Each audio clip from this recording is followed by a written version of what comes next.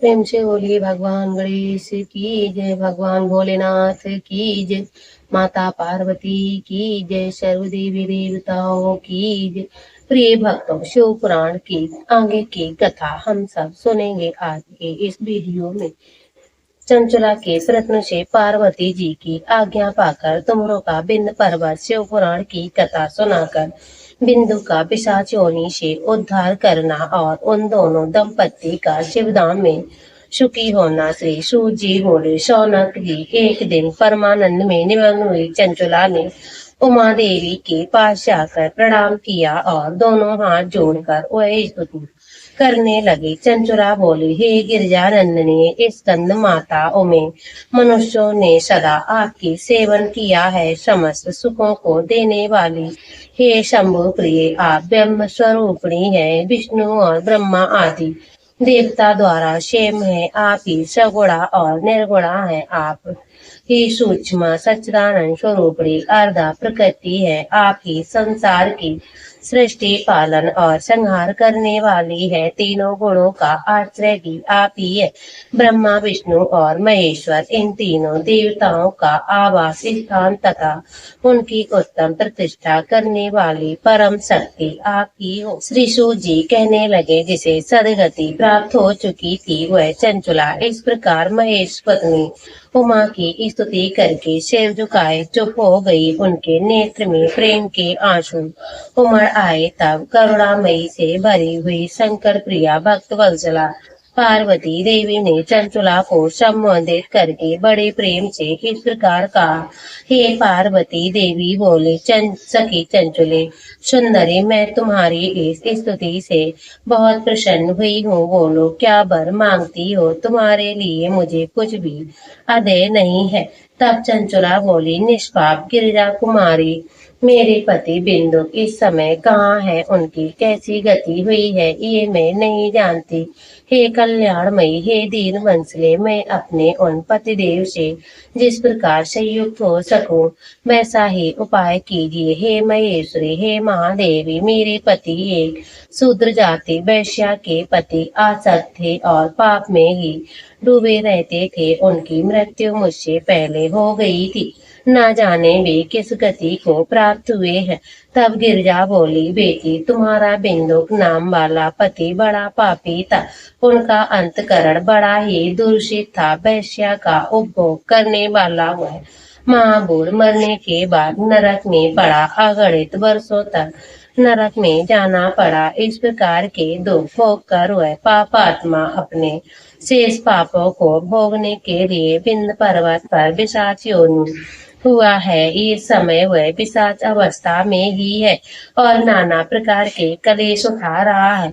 वह दुष्ट बुरी वायु पीकर रहता है और सदा सब प्रकार के कष्ट सहता है। श्री सूत जी कहते हैं, शौनक देवी की ये बात सुनकर उत्तम व्रत का पालन करने वाली चंचुला उस समय पति के महान दुख से दुखी हो गई। फिर मन को स्थिर करके उस ब्राह्मण पत्नी ने व्यथित हृदय से माहेश्वरी को प्रणाम करने और पुनः पूछा, हे चंचुला बोली, हे माहेश्वरी महादेवी, मुझ पर कृपया कीजिए और दूषित कर्म करने वाले मेरे उस दुष्ट पति का अब उद्धार कीजिए।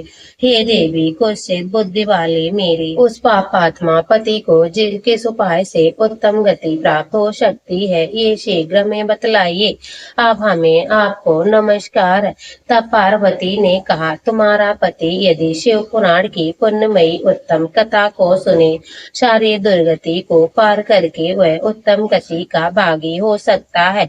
अमृत के समान मधुर अक्षरों से युक्त गौरी देवी का ये वचन आदर पूर्वक सुनकर चंचला ने हाथ जोड़कर मस्तक झुकाकर उन्हें बारंबार प्रणाम किया और अपने पति के समस्त पापों की शुद्धि तथा उत्तम गति की प्राप्ति के लिए पार्वती देवी से ये प्रार्थना की, मेरे पति को शिव पुराण सुनाने की व्यवस्था होनी चाहिए। उस ब्राह्मण पत्नी के बारंबार प्रार्थना करने पर शिवप्रिया गौरी देवी को बड़ी दया आई। उन भक्त वत्सला माहेश्वरी गिरजा कुमारी ने भगवान शिव जी की उत्तम कीर्तमान गान करने वाले गंधर्वराज तुम रुकू को बुलाकर उनसे प्रसन्नता पूर्वक इस प्रकार कहा, हे तुमरो, तुम्हारी भगवान शिव में प्रीति है। तुम मेरे मन की बातों को जानकर मेरे अभिष्ट कार्यों को सिद्ध करने वाले हो, इसीलिए मैं तुमसे एक बात कहती हूँ, तुम्हारा कल्याण हो। तुम मेरी इस सखी के साथ शीघ्र ही विंध्य पर्वत पर जाओ और वहाँ एक महाघोर और भयंकर पिशाच रहता है, उसका वृतांत तुम आरंभ से ही सुनो। मैं तुमसे प्रसन्नता पूर्वक सब कुछ बतलाती हूँ। पूर्व जन्म में वह पिशाच बिंदुक नामक ब्राह्मण था और मेरी सखी चंचला का पति था, परंतु वह दुष्ट वैश्यागामी हो गया था। स्नान संध्या आदि नित्य कर्म छोड़कर अपवित्र रहने लगा। क्रोध के कारण उसकी बुद्धि पर मूर्ता छा गई थी। वह कर्तव्य का विवेक नहीं कर पा रहा था। अभक्ष्य भक्षण, सज्जनों से द्वेष और दूषित वस्तुओं का दान लेना, यही उसका स्वाभाविक कर्म बन गया था। वह शस्त्र अस्त्र लेकर हिंसा करता, बाएं हाथ से खाता, दीनों को सताता और क्रूरता पूर्वक पराये घरों में आग लगा देता था। चांडालों से प्रेम करता और प्रतिदिन वेश्या के संपर्क में रहता था। बड़ा दुष्ट था वह पापी।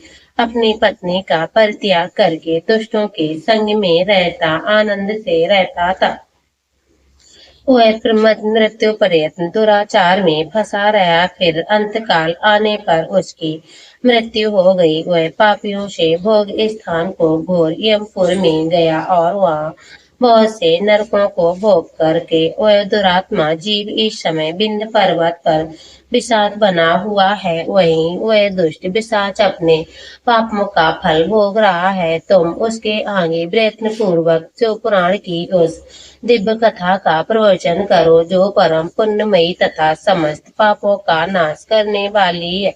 शिव पुराण की कथा का श्रवण सबसे उत्कृष्ट पुण्य कर्म है। उनका हृदय शीघ्र ही संभव पापों से शुद्ध हो जाएगा और वे प्रयोनि परित्याग कर देगा।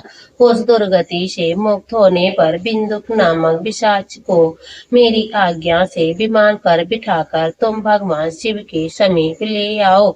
श्री सूत जी कहते हैं, शौनक जी महेश्वरी उमा के इस प्रकार आदेश देने पर गंधर्वराज तुमरुकु मन ही मन बड़े प्रसन्न हुए। उन्होंने अपने भाग्य की सराहना की। तत्पश्चात उन पिशाच की सती साध्वी पत्नी चंचला के साथ विमान पर बैठकर नारद के प्रिय मित्र तुमरुकु वेग पूर्वक विंध्याचल पर्वत पर गए, जहाँ वह पिशाच रहता था। वह उन्होंने उस पिशाच को देखा। उसका शरीर विशाल था, थोड़ी बहुत बड़ी थी।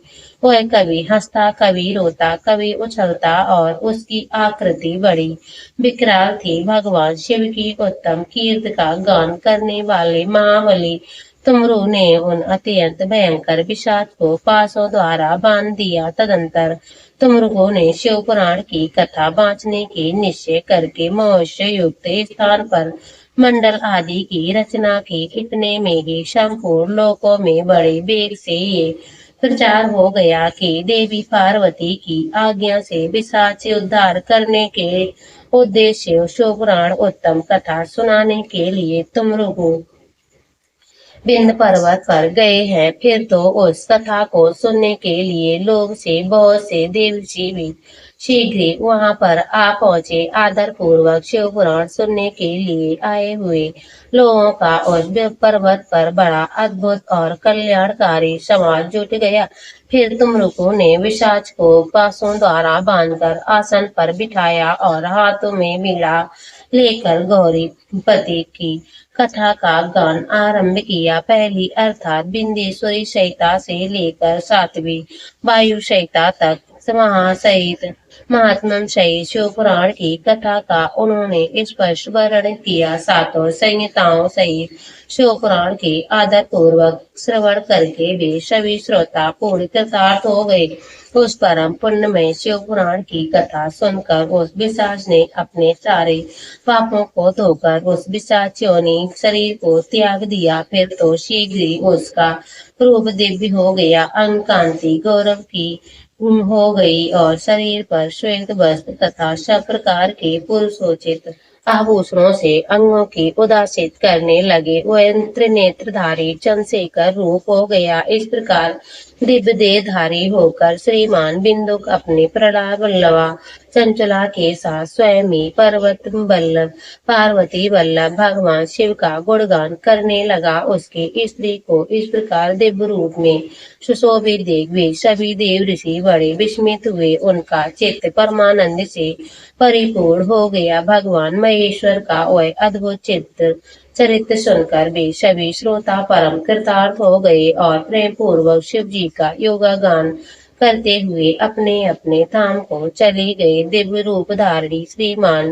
बिंदु भी सुंदर विमान पर बैठकर अपनी प्रियतमा के पास बैठकर सुखपूर्वक आकाश में स्थिर हो बड़े शोभा पाने लगा। तदंतर महेश्वर के सुंदर एवं मनोहर गुणों का गान करता हुआ वह अपनी प्रियतमा तथा तुमरुकु के साथ शीघ्र ही शिवधाम में जा पहुंचा। वहां भगवान महेश्वर तथा पार्वती देवी प्रसन्नता पूर्वक बिंदु का बड़ा सत्कार किया और उसे अपना पार्षद बना लिया। उसकी पत्नी चंचला पार्वती जी की सखी हो गई। उसे घनीभूत ज्योति स्वरूप परमानंद में सनातन धाम में अविचल निवास पाकर वे दोनों दंपत्ति परम सुखी हो गए। प्रेम से बोलिए भगवान भोलेनाथ की जय।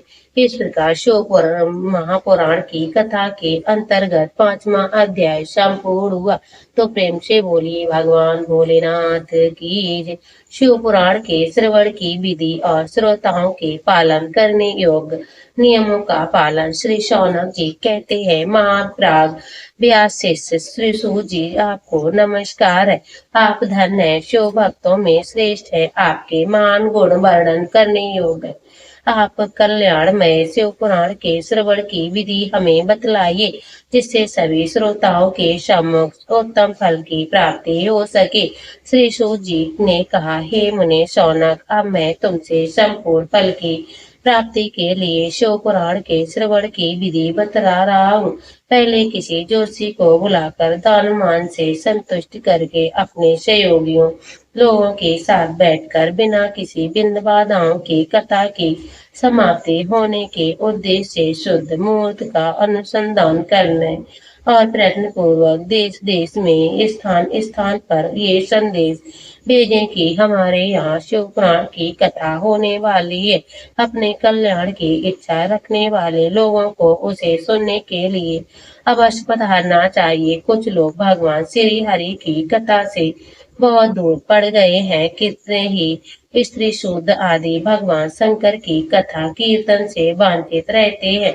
उन सबको भी सूचना हो जाए, ऐसा प्रबंध करना चाहिए। देश विदेश में जो भगवान शिव के भक्त हों तथा शिव कथा के कीर्तन और श्रवण के लिए उत्सुक हो, उन सबको आदर पूर्वक बुलाना चाहिए और आए हुए लोगों का सब प्रकार से आदर सत्कार करना चाहिए। शिव मंदिर में, तीर्थ में, वन प्रांत में अथवा घरों में शिव पुराण की कथा सुनने के लिए उत्तम सा स्थान का निर्माण करना चाहिए। केले के खम्भों से सुशोभित एक ऊंचा कथा मंडल तैयार कराएं। उस सब और फल पुष्प आदि से तथा सुंदर चौदवे से अलंकृत करें और चारों ओर ध्वजा पताका लगाकर तरह तरह के सामानों से सजाकर सुंदर शोभा संपन्न बना दें। भगवान शिव के प्रीत अब सब प्रकार से उत्तम भक्ति करनी चाहिए। वह सब तरह से आनंद का विधान करने वाली है। परमानंद भगवान शंकर के लिए दिव्य आसन का निर्माण कराना चाहिए। कथावाचक के लिए भी ऐसा दिव्य आसन बनाना चाहिए जो उनके लिए सुखद हो सके। हे मुने, नियम पूर्वक कथा सुनने वाले श्रोताओं के लिए भी यथा योग सुंदर स्थानों की व्यवस्था करनी चाहिए। अन्य लोगों के लिए साधारण स्थान ही रखने चाहिए, जिसके मुख से निकली हुई वाणी देहधारियों के लिए कामधेनु के समान अविष्ट फल देने वाली होती है। उक्त महापुराण की वेदता विद्वान वक्ता के प्रति तुच्छ बुद्धि कभी नहीं करनी चाहिए। संसार में जन्म तथा गुणों के कारण बहुत से गुरु होते हैं, परंतु उन सब में पुराणों के ज्ञाता विद्वान ही परम गुरु माना गया है। पुराण वेदता पवित्र दक्ष शांत ईशा पर विजय पाने वाला साधु और दयालु होना चाहिए, ऐसा प्रवचन कुशल विद्वान और पुण्यमयी कथा को कहे। सूर्योदय से आरंभ करके 3:30 पहर तक उत्तम बुद्धि वाले विद्वान पुरुष को शिव पुराण की कथा समय रीत से बांचनी चाहिए। मध्यकाल में 2 घड़ी तक कथा बंद रखनी चाहिए, जिससे कथा कीर्तन के अवकाश पाकर लोग मलमूत्र का त्याग कर सके। कथा प्रारंभ के दिन से 1 दिन पहले व्रत ग्रहण करने के लिए वक्ता को क्षौर करा लेना चाहिए। जिस दिनों कथा हो रही हो उन दिनों प्रयत्न पूर्वक प्रातः काल का सारा नित्य कर्म संक्षेप से ही कर लेना चाहिए। वक्ता के पास उसकी सहायता करने के लिए एक दूसरा वैसा ही विद्वान स्थापित करना चाहिए, वैसा ही सब प्रकार के यश संशयों के निवृत्त करने में समर्थ और लोगों को समझाने में कुशल हो। कथा में आने वाले बिंदुओं की निवृत्ति के लिए गणेश जी का पूजन करें। कथा के स्वामी भगवान शिव की कथा विशेषता शिव पुराण की पुस्तक की भक्तिभाव से पूजा करें। तत्पश्चात उत्तम बुद्धि वाला श्रोता तन मन से शुद्ध एवं प्रसन्नचित्त हो आदर पूर्वक शिव पुराण की कथा सुने। जो वक्ता और श्रोता अनेक प्रकार से कर्मों में भटक रहे हो, काम आदि 6 विकारों से युक्त हो, स्त्री में आसक्ति रखते हो और पाखंड पूर्ण बातें करते हो, वे पुण्य के भागी नहीं होते। जो लौकिक चिंता तथा धन ग्रह एवं पुत्र आदि की चिंता को छोड़कर कथा में मन लगाए रहते हैं, उन शुद्ध बुद्धि वर पुरुषों को उत्तम फल की प्राप्ति होती है। जो श्रोता श्रद्धा भक्ति से युक्त होते हैं, दूसरे कर्मों में मन नहीं लगाते और मौन पवित्र एवं उपदेश शून्य होते हैं, वे ही पुण्य के भागी होते हैं। श्री सूत जी सौन बोले, सौनक अब शिव पुराण सुनने का व्रत लेने वाले पुरुषों के लिए जो नियम है उसे भक्ति पूर्वक सुनो।